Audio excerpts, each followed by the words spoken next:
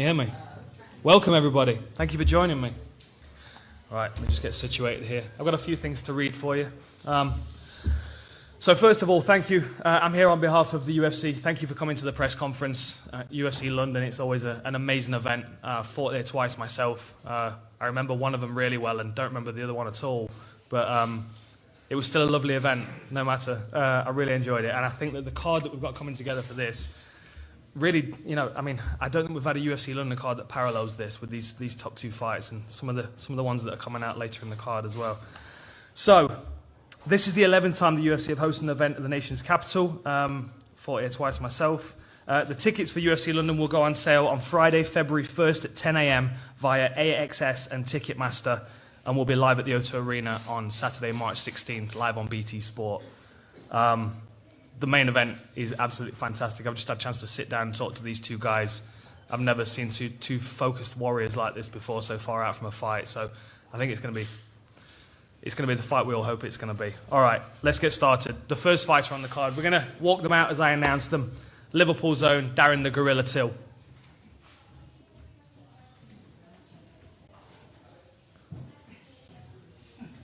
Here we go. Wherever you like, mate. Where are you sat? Darren Till. You're over here, mate. Okay. And he'll be facing top welterweight, perennial contender, Jorge Masvidal. Yeah, just there. One half of the co-main event, number 9 welterweight fighting out of Birmingham, England, Leon Rocky Edwards.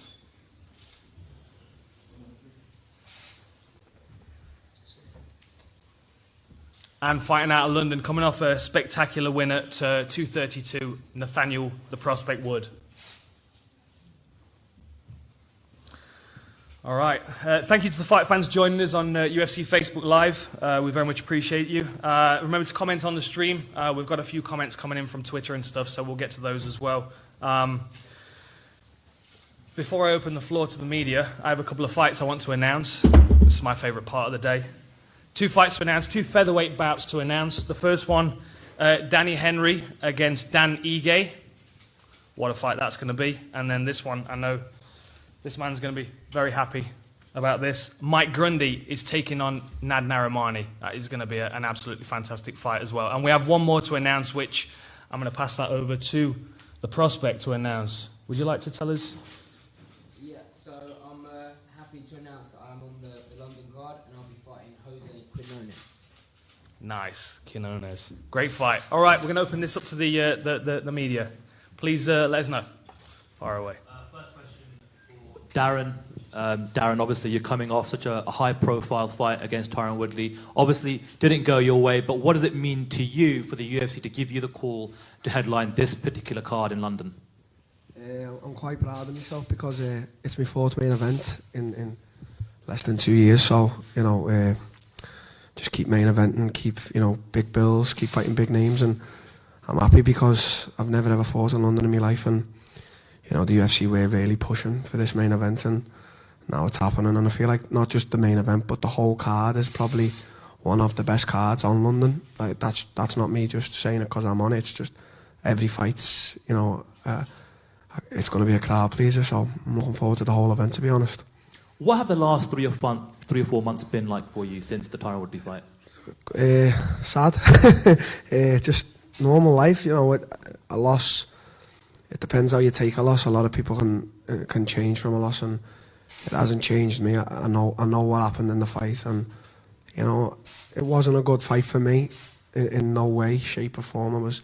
I was fully prepared. I trained harder than I've ever trained in my life, and for my own opinion, it was an embarrassing performance for myself. It was. I didn't get to throw a punch. It just didn't go anything my way on the night. And props to the champion there. But last 4 months I've had surgery on my nose. I didn't, tell anyone about that, but I had a broken nose, so I've had surgery on that, and I've just been, keeping in the gym and trying to evolve my game and just keeping that same mentality. That same mentality. I think I'm the best, and I know I'm the best. So that's it. And in Jorge Masvidal, what kind of fighter are you facing here? And have you kind of been a fan of his, perhaps from a distance? Yeah, I remember Masvidal back from when he used to fight in back gardens, and I said that to him before, and it's just one of them fights where there's just not a lot of bullshit involved. Whereas it's someone like me who's game as fuck, and he's game as fuck. So I don't really need to sit here and talk a lot of shit or disrespect him in any way. Do I want to knock him out? Yeah, I want to viciously knock him out. But that doesn't necessarily mean I don't respect the guy. As I said, I'm game as fuck, and he's game as fuck, and I'm coming for war on the 16th of March. And for you, Jorge, when this fight was announced, you made an Instagram post and you said that you like fighting in people's backyards. What do you see in Darren Till, and can you perhaps describe your feelings and emotions in headlining or co-headlining with Darren here in London? Before I answer that question, I'd like to give a standing ovation to one of the best fighters to ever come out of England. If you guys don't know who he is, that's Brad Pickett. Always been a fan of that guy. I've always told him he's one of my favorite fighters. He's never believed me. Maybe he'll believe me now. I love that guy. But yeah, I'm excited to fight. I like fighting in people's backyards, maybe more than my own backyard. It's just fun, man. I like the vibe, the energy you get, and England has produced a lot of great fighters for a long period of time, so the crowd is super knowledgeable. I mean, we got this guy here, Lee Murray, my boy Brad over there. They've been producing top talent for a while, so the public here is educated. They know what they're looking at. They're not screaming armbar when the two guys are standing on their feet or knockout or something stupid, so I'm eager to fight here, and I got a lot of fans here. A lot of people from here always show me love. They like my style, so I'm happy to be here and kick some ass, Rocky? Great fight in a co-main, but there was a lot of talk early on of potentially you fighting Darren. Is a little bit of disappointment, honestly, that you're not in the main event? Yeah, 100%. I feel I should have been the main event. I called out both guys, Masvidal and Till. They both turned it down. I was meant to fight George in December, I think, on the John Jones card. He said yes, then he pulled out last minute. So he was going to wait for Nick Diaz, and that didn't happen. Then I pushed for the London card, me and Till. He didn't want it, that didn't happen. So now I'm here, I got Gordon Nelson. He's good. It'll be a good fight, I'm looking forward to it. I'm going there to punch a hole through his head, and hopefully whoever wins the main event, I should be next. Do you feel like you've got to make that kind of a statement on March 16th to get the winner ultimately of this fight, maybe? Yeah, I feel like I have to go out there, I have to finish Gordon Nelson to state my claim and to get the winner of the main event. Darren, you spoke previously about one or two opponents turning down a fight, one or two welterweights. There was even talk of you fighting at middleweight. How close was that? Fighting at middleweight? Yeah, they offered me Rockhold, and they offered me actually Anderson Silva. The reason I called him out is because he's got a mutual friend of mine, and he told that friend, he said, tell Till to call me out on social media, and we can try and make a fight happen in Brazil. So, that's one of the best fighters ever in the world. And I did it, and then for some reason he just started chasing the Conor fight. So I was like, oh, whatever anyway.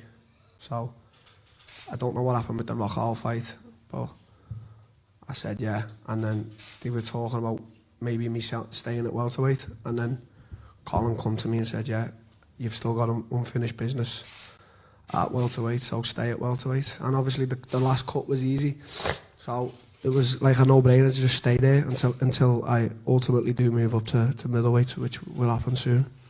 Before you agreed to fight Jorge, then Rocky said he was calling you out. Did the UFC ever come to you with the Rocky fight? No, they never. They come to me with the Ponzinibbio fight. They come to me with Dos Anjos. They mentioned Usman. Either way, I called him out on social media, called him out after the fights, and still no fight. This is a fight to make. This wasn't a fucking main event to make, him and George. It was me versus him. He was the best welterweight in the UK, and that's what should have happened, not George. But your time will come. Your time definitely going to come, I'm telling you. You're not as good as you think you are, mate, I'm telling you. Listen, I just know one thing. I'll punch a hole in your face. You do fucking nothing. You punch a hole in nothing. What are you talking about? Okay. Look at your path, look at my path. What are you talking about? Listen, come on, your fight will come. And when it comes, you'll get it. Who's the number one? We will. Well, right now in England, I'm the number one. You're not number one. Well, I am. I'm the main fucking event, mate. You're the number one. Come on, son. Let's have it right. Come on. Come on, Leon, don't kid yourself, brother. Come on. Listen, you're not on my level, Till. What? You're not on my level. Mate, you took your fucking 5 rounds to finish an old cowboy. I destroyed him in 1 round. With the chin there. Which? You like this? Mate, learn how to box. Okay, You can't well, box. we all have faults in our game, but No. that doesn't You mean box like anything. an amateur. I box like an amateur. Box like an amateur. Okay, mate, we'll see when Load up with the chin in when there. your That's time like comes. overhand. That's what you do every single fight. Somebody have the Leon, your Wi-Fi time's gonna password? come. Does anybody have the Wi-Fi password? No, I don't have it, man. I can hotspot you. Next question, please. Hi guys, it's Lewis Smith here from MMA UK. First question for Darren. Darren, when DC lost to John Jones, he spoke about getting the rub against championship level fighters. Is that something you felt you were against Tyron Woodley, even though you lost? What? I'm sorry, I didn't catch the first bit. What was it? When DC fought John Jones, Yeah. he said he got the rub, something called the rub, you know. The rub. Yeah, that's what DC said, like a fighting a championship fighter for the first time. What was the biggest thing you learned fighting against Tyron Woodley? Just not to underestimate your opponent. I feel like such a vicious champion. I underestimated him because I knew he was wary of me. He'd said that in a few interviews. He said that he felt like I was the real challenge, and that gave me more confidence. And I focused more on making weight and stuff like that rather than the actual challenge, which was one of possibly the greatest welterweights ever fighting in front of me. So you have mistakes, and there was a few mistakes I made, and hope I never make them again. Losing hurts. And a win over Jorge, does that put you back in title contention, do you think? I think so, yeah, because he's got that name, and the type of fight we're gonna make it. I think that I win over him, and whatever happens with, I think that Woodley's gonna beat Usman, but then I don't know where that will leave me, and then you've got Colby, because whether Colby stays in the UFC or doesn't, is he gonna get the next shot? It seems to be always trying to happen, but then it doesn't, and I don't know what the reasons are. Whether Colby's saying no, you'd never know because they never tell the truth. But if I, beat Masvidal, does that put me next, or I don't really know, to be honest with you. And lastly, from Nathaniel, quick turnaround for you. Was there ever any doubt you were going to be on this London card in front of your home crowd? There was never any doubt. I never had any sort of confirmation, but I was told that, you'll be on the card, and I was starting to get a little bit nervous, not having an opponent announced, and I only got the opponent 2 days ago. So, it was even at the point where I was kind of having stuff back and forth with people on Twitter, and, a lot of guys were saying that they want the fight, but, I was seeing very few contracts signed. I did get an offer for someone a few weeks back, which I won't mention names, but I was waiting. I said that I was fighting. I think they done a runner. So for Darren, it's your second time fighting now in the UK. Can you tell me a little bit about the first time headlining in Liverpool, how the pressure was there, and then the lessons you were able to take from that for this fight? Sorry, what was the last bit? So just the way you can't understand me, I can't understand you. So second time headlining in the UK, second time fighting in the UK. Yeah. How was the pressure the first time you fought in Liverpool? And then what were the lessons that you were able to take from that for this one up in London? The biggest thing I took from Liverpool was make weight. So that was that. But it was just, to be honest with you, it was the opponent I was fighting in Liverpool, because I just knew that I couldn't be myself against Wonderboy. I had to pick shots and be more tactical, and it probably wasn't the best crowd pleaser, but certainly made up for it with walkouts and how the crowd were. So it was a very special moment in my career, and hopefully the same again in London. But it's a different opponent this time. I feel like we're both fighters, so let's make it a real crowd pleaser. And I'm just happy to be a part of another main event. It's just it's overwhelming for me. When you kind of look at your path back to the welterweight title, I mean, your last fight was against the champ. The one before was the number one contender.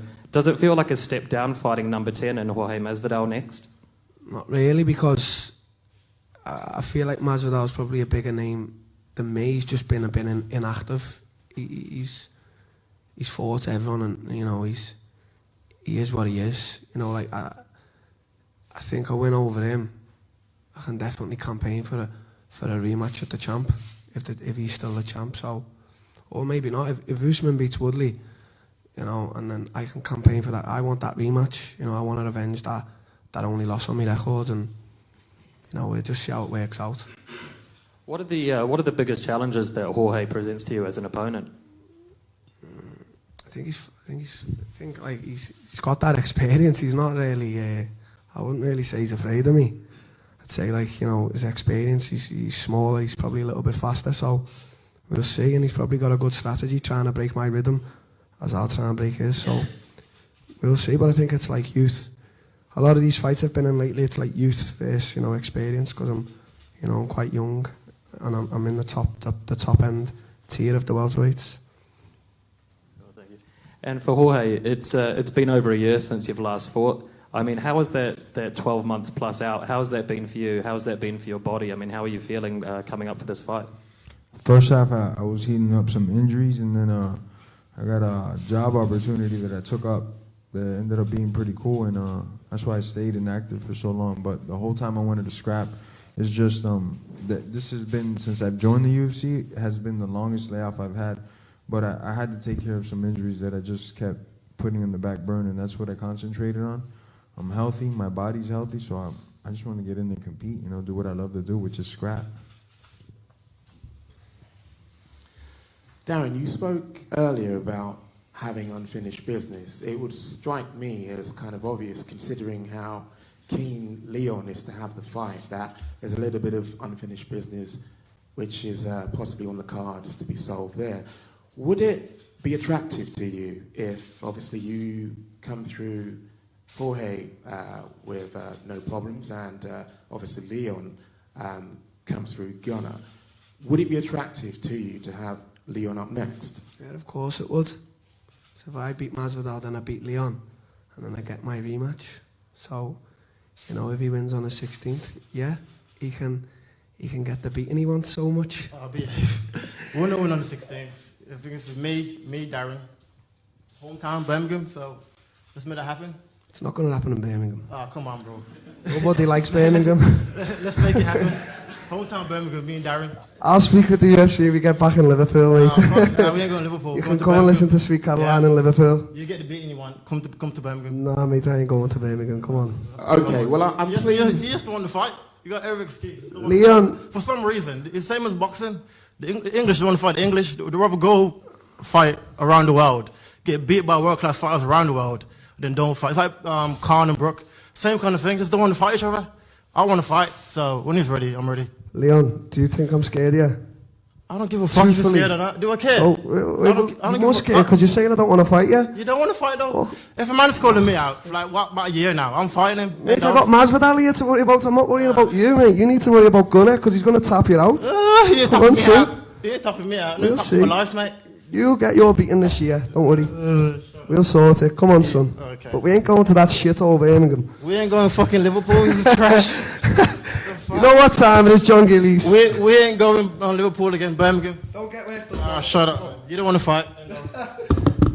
Okay, Jorge, how's the actual journey over here, considering how icy it is and how cold it is? Has it basically, given you a new perspective on Bisping? Is that still somebody who you want to slap as soon as you are back on UK soil, or is the weather kind of like turned your mind ever so slightly?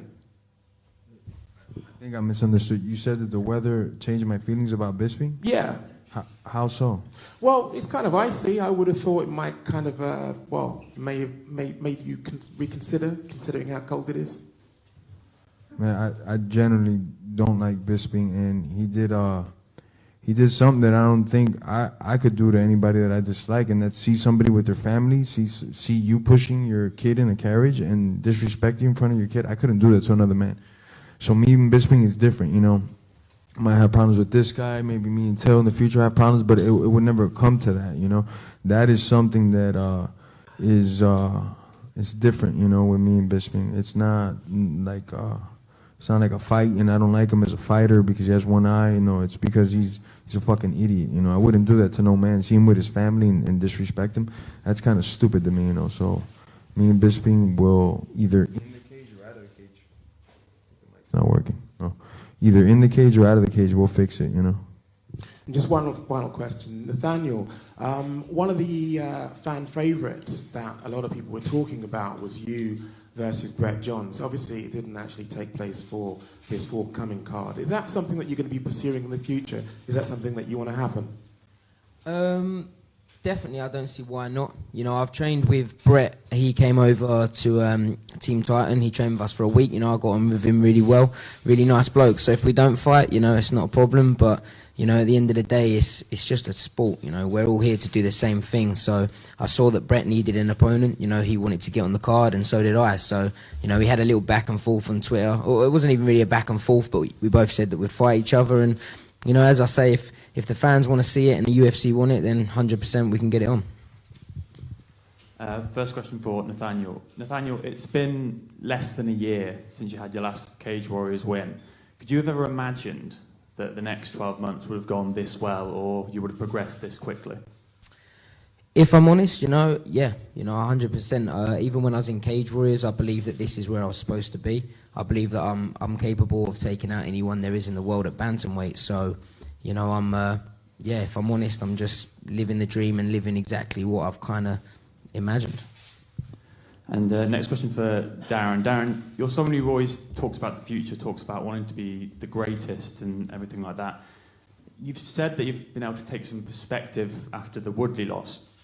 Has your viewpoint changed on, you know, wanting to be the best and things like that, or is that still the main goal, the end goal? Of course, yeah. I don't want to be the worst. Right now, I probably am because of my last fight. You know, I lost, but I don't really want to think about anything else. You know, I know I've been criticised before in interviews because I say I don't really care. But right now, I've got like 7 weeks, and the only thing I want to do is just focus on beating Masvidal. I don't want to really do anything else. I want to beat him. I just want to beat him because, you know, I just want to beat him. There's nothing else I can really say because that's all I think about right now. I don't really want to think about after him, this can happen and that. Yeah, it's good to weigh up options and that, but right now I have to train harder than ever to beat this man on the 16th. Jorge, just down here. You mentioned in a previous interview about your worries about judging in England. You said that, you know, you thought there would have been some bad decisions. Can you elaborate on your thoughts on that? And does it worry you at all that you think that the judges might be a little biased towards Darren Till? Oh, definitely. I think Bisping versus Dan Henderson, the one that was here, was one really bad decision. It was like 2 10-8 rounds that, like, the judges didn't see. He got dropped and almost KO'd 2 different times. And on the 5th round, I still remember him getting ridden out by Dan Henderson. So straight up without counting the 10-8, I remember thinking, man, Dan won 3 rounds easy, you know? And it didn't go that way. There's been some other decisions here that I've seen were weird. This Brazilian guy, I forgot his name, against an English dude that I thought the Brazilian guy won 30-27 and it didn't go his way, you know? But it happens all over the world. I just think sometimes a little harder here, you know? Did that put you off saying yes to this fight? Nah, not really, because I just wanted to scrap, really, you know? And why did you eventually say yes? Because obviously the UFC is going to Miami in April. I'm sure you would obviously want to be on that card.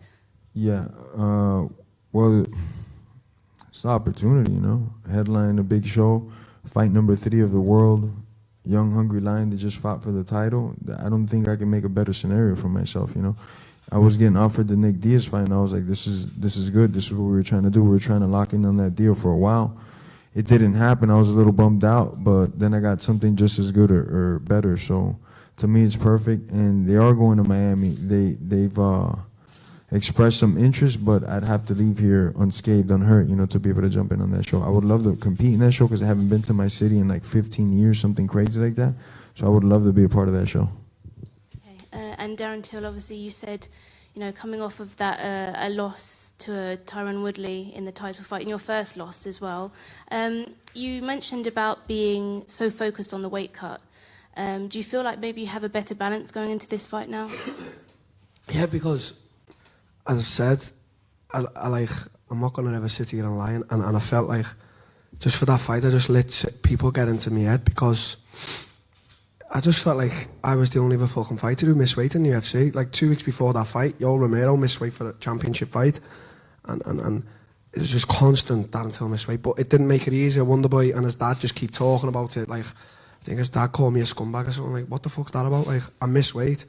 You know, I took full responsibility. I didn't put the blame anywhere else. And so, you know, I just focused so much of the Tyron Woodley fight. Like, I stressed myself out to the point, like, you know, whereas, as I said before, I weren't worrying about Woodley. I was worrying about making weight. Now, I know I'm going to make weight, and I'll weigh in, I'll make me weight, and I'm focusing on Masvidal. As I've just said then, I don't really care about anything else. I've got my nutritionist over, and he's going to make sure I'm on weight. I'm going to make sure I'm on weight. And then the important stuff for me is fighting. And Dan Hardy obviously announced that Mike Grundy is going to be on this card. What does that mean to you? A lot. I'm probably more happier for Mike than I am myself fighting in the main event, and that's the truth, because, you know, I'm a guy who works hard. I'm young. I've got a lot of stuff to learn, and Mike is so. It's weird because, like, Colin comes up to me and says, "Yeah, Michael looks up to you," but I think, well, hang on a minute. I look up to him because of how hard he works and what he does. You know, he's permanently taking the kids to wrestling classes. You know, he doesn't stop for a minute. You know, of the weekend I get to rest and do what I want. He doesn't. He has to go to, like, BJJ competitions and stuff. So that's a man who deserves it. That's a man who doesn't have any other income. That's a man, you know, who now can start making a living through the UFC and hopefully reach his goal, you know. And I've done my part now. I've campaigned enough. Do you know what I mean? I think Shelby hates me. I text him every day. I said, get Grundy in the UFC. I think even once I said, get him in on one fight. So I'm really very happy for him. He's a man who deserves it.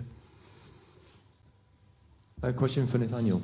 A lot of people are tipping you to kind of make a real impact in the UFC. You've obviously made a perfect start. Do you feel any kind of pressure that comes with that label? If I'm honest, I do feel some pressure with it, but, you know, pressure makes diamonds, and it's up to me how I take that pressure. And, you know, a lot of people make it, they crumble under the pressure, and for me, I feel like I rise to it. And obviously, you were in Cage Warriors just before that, so you've had 2 fights in the UFC, as I mentioned. How would you rate your own sort of performance in that transition to the UFC in those 2 fights? If I'm honest, slightly different. You know, usually I'm known for TKOs and knockouts, and, you know, the last 2 fights I got the submission wins. But, you know, it was kind of more my opponents giving me the submissions more than me looking for them, you know. So predominantly I am more of a striker. That's what I want to be known for. You know, I look for the knockouts, and that's what I want people to expect when they watch me. So as I say, other than getting the submissions, that's the only real difference. Have you kind of felt the step up in competition almost, if there is one? Not really, if I'm honest. It's the same as the end of the Cage Warriors days with me. Question for Leon over here. 6 wins in a row, very impressive record in the UFC. I know you had your eyes on the likes of Darren and Jorge. Obviously, those fights didn't materialize. You've got a fight in Gunnar Nelson, who's a big name, but he's not high up in the rankings. Are you a bit disappointed to be fighting him, or? Not really. Gunnar's a big name. Like I said, he's been around since I was in Bama, and he was in Bama as well. And it was like I'm going back and forth since then to fight Gunnar, and then he went to the UFC. Now I'm in the UFC. So this fight would have happened eventually. So I think get him out of the way. Then, like I said, the winner of this main event next, and that'll be perfect for me this year. And obviously headlining in a show in Singapore. Can you talk about that experience, how it was for you? It was amazing. The fans was amazing. My first main event as well. So I was a bit wary going into the fights, and when I got there, and I was trying to drag the fight out to feel how I would feel in the 5th round, because leading up to the fight, everyone's talking about you won't be able to hang in the 5th and 4th and blah blah blah. And so yeah, it was good. It was amazing. I'd love to fight there again. And I know you have your sights set on fighting Darren if you get unscathed with this. I'm not. This is not about Darren. Stop, like, you know what I mean. It's about. It's the Darren Till show. No, I was going to ask: is there anyone else on your radar who you would like to fight after you get past the gun? My aim is to get to the title shot and get the belt, and so whoever leads me next to the title shot, that's where I'm at. So whoever gets into the world title, that's what I'll do next. And a question for Darren. I don't know if you saw before the end of the year, Liverpool Football Club got the application approved to host boxing and concerts at Anfield. Have you been in contact with the club about getting anything done there, or? Well, not now, since I got beat. So that's just another. I mean, I got a lot of shit for like calling Conor out, and I know, yeah, he's a much smaller guy. He's a featherweight, lightweight, and I'm, you know, practically a middleweight, welterweight. But that was just like a dream fight, you know, thinking about of how big a name he is, and you know, in my hometown, you know, just to sell out. I just had dreams. We all have them in this room, and you know, right now nothing's happened with it. You know, a few things got said, but you know, I feel like now in myself, I need to really, you know, wake up a good win, wake up a big name, and we'll see, you know. But definitely in the future, whether it be 2 years, 3 years, that something like that is what you'll be remembered for, and I want to do it. It's just things that people haven't done, you know what I mean? And it's just a big dream for me. Like the Echo was a big dream, and that happened. So. And prior to the announcement of this fight, there was rumours that there was an offer of Colby Covington being offered a fight with you, headlining here. Was there any truth to that, or?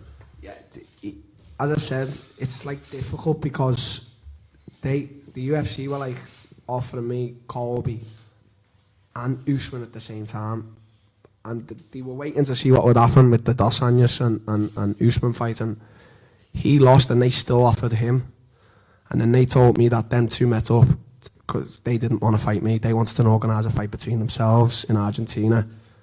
So I said, well, okay, then Usman or Colby, and it was like a toss-up between them two who was going to get the title shot, and I don't know why, again, Colby never got it.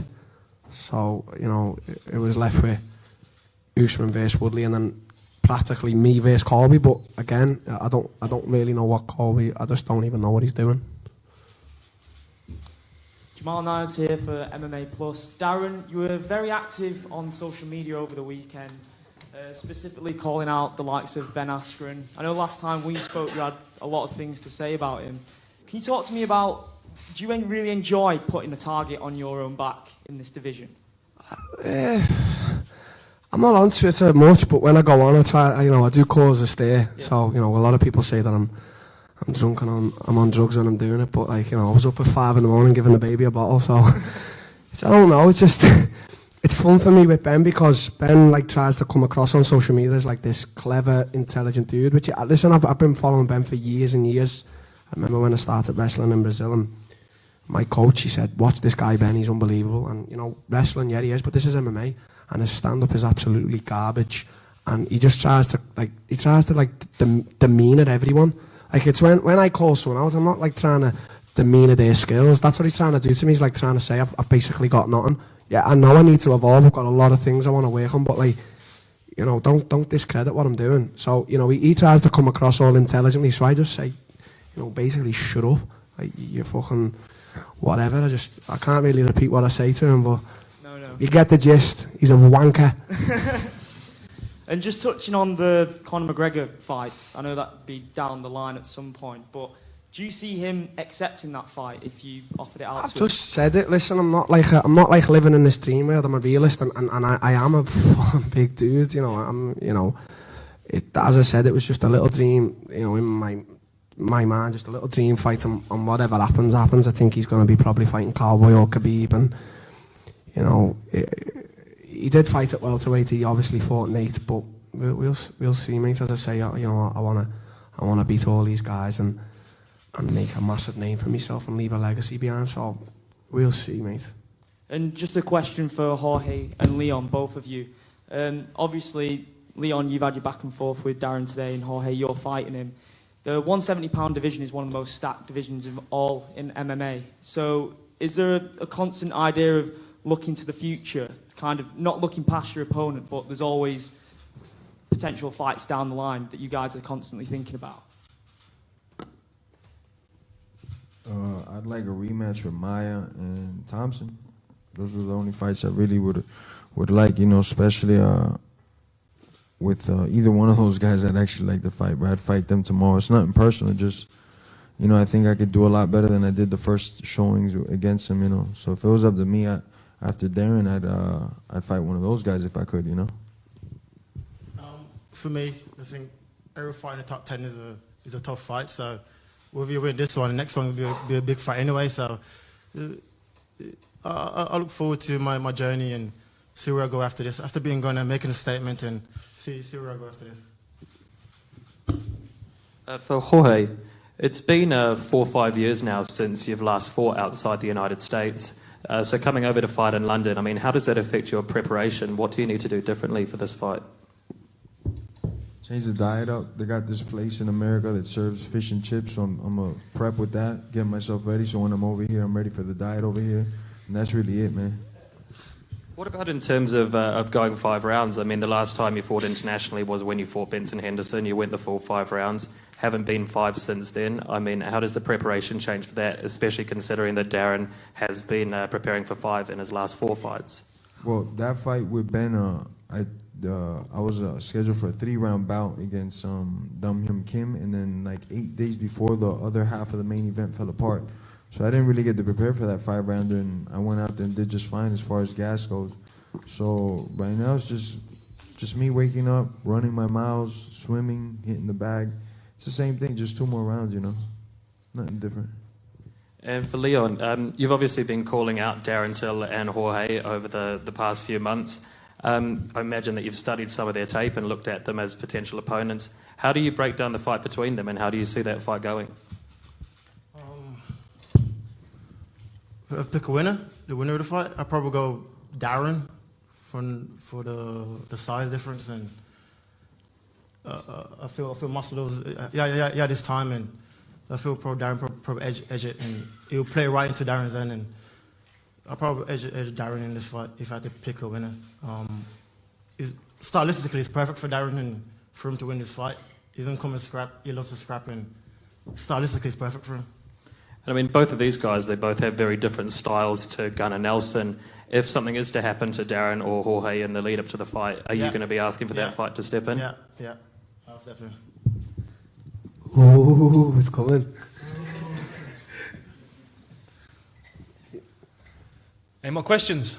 All good. Excellent. Thank you for your time. Thank you for your questions. So what we're going to do now, we're going to clear the table. We're going to do a main event face-off. Once we've done the face-off, if the media can stay here for a second, we'll get the fighters upstairs and situated in their rooms. And then anyone that's got time scheduled with the fighters, we'll get you up there then. But obviously with the elevators being minimal, we'll get the fighters up there first. All right. Thank you for your questions.